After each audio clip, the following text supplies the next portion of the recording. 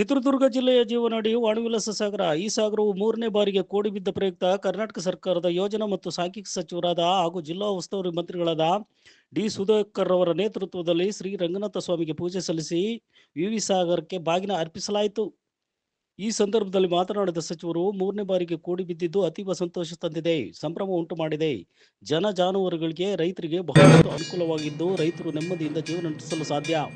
ಮಳೆ ಬೆಳೆಯಿಂದ ಸಮೃದ್ಧಿ ಸಂತಸತ್ತರಲಿ ಎಂದು ಬೇಡಿಕೊಂಡರು.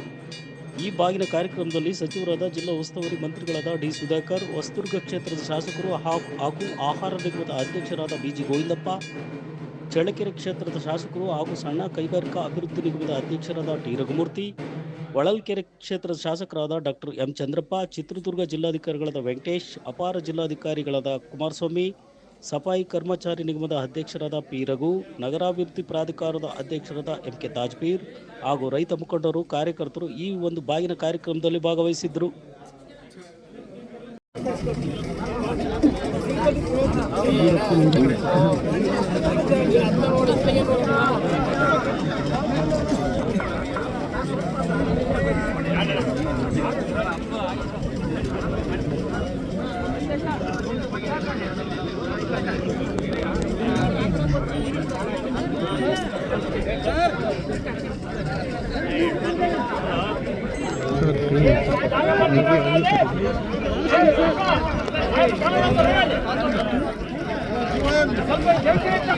ಅಲ್ಲ ಮೂರ್ತಿ ನಾವು ಹುಷಾರು ಅಲ್ಲ, ನನ್ನ ಮೊಬೈಲ್ ಆದ್ರೆ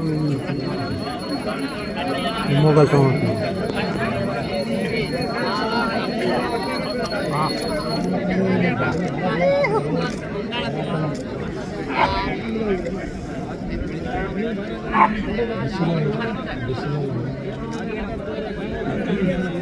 ಸರ್